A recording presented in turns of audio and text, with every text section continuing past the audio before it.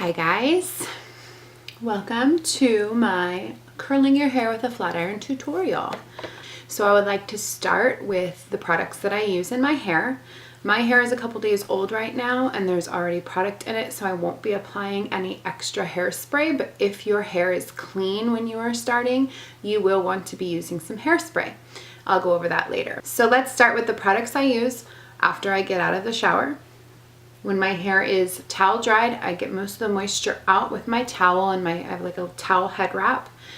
After that, I brush it out with a nice paddle brush, and I apply about a dime size of this product. Sorry, there's so much reflection. It's a 10 Miracle Styling Potion. This is amazing. It's really good for all hair types. It makes the hair dry faster, it has a smoother appearance, and it's really soft and touchable. I use it when I'm just going to be wearing my hair straight, or if I'll be wearing it curly. It does give a little bit of memory too, so if you plan to heat style it after your hair is dry, it'll help with the memory for that style.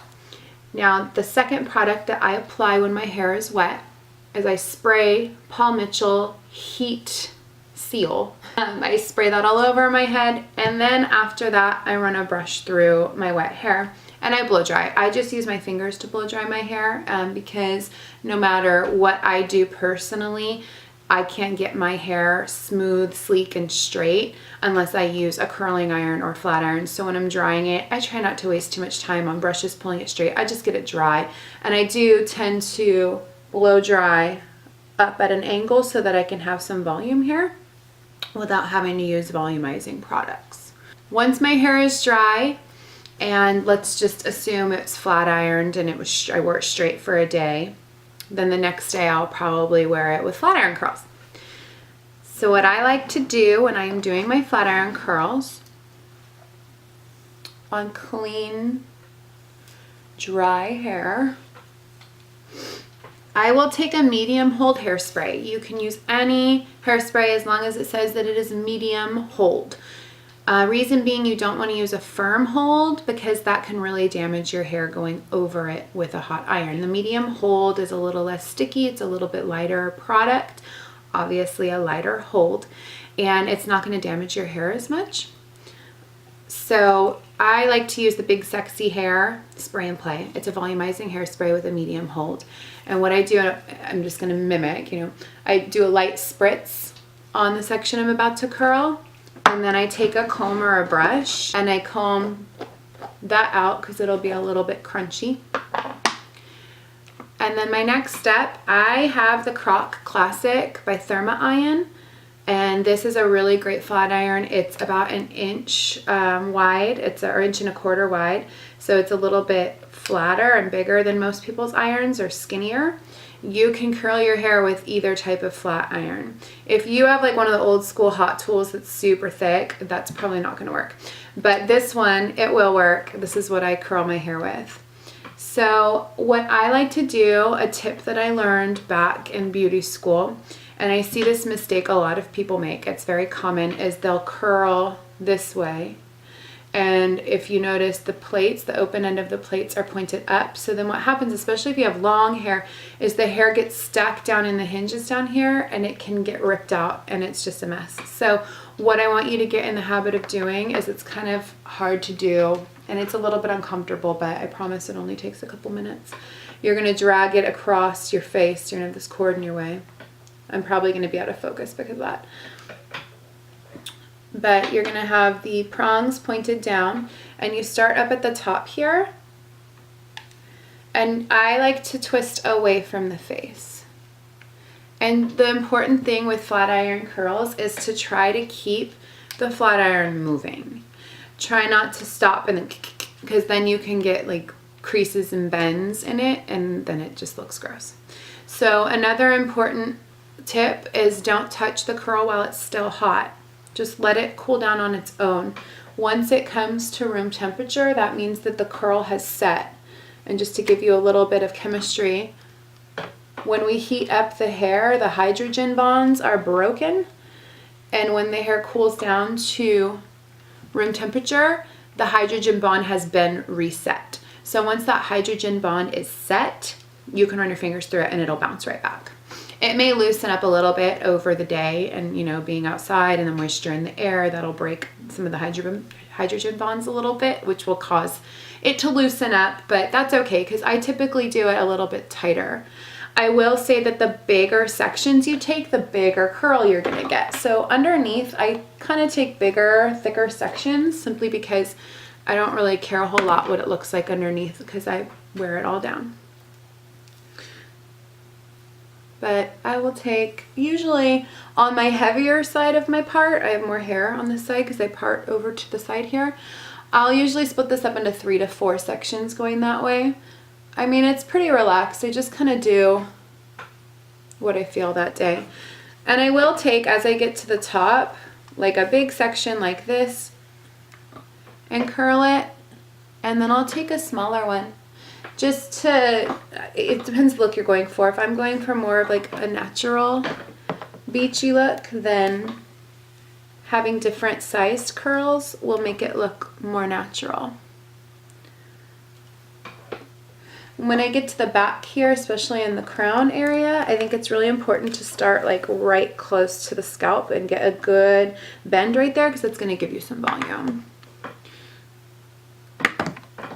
And this piece usually drives me nuts because it's like this awkward, longer piece of hair that like has identity crisis. It wants to be bangs, but it doesn't, so whatever, get out of my face.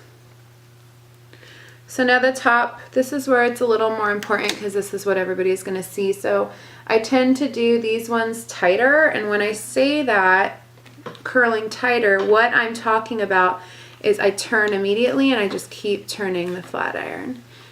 And this takes practice. Like, you're going to get frustrated and you're going to burn your fingers because you're going to be like accidentally grabbing the wrong part of the flat iron sometimes. So, I mean, just be prepared and give yourself some grace. Practice makes perfect, so just keep practicing it. But I promise once you get the hang of it, it's going to be a really nice, fast hairstyle for you, especially if you have short hair like mine. If you have long hair, you're just going to continue curling all the way down. And let's say your arm gets tired or your hair is so long that you have to like stop in the middle. That's fine. Just keep that section and then restart where you left off and go the rest of the way.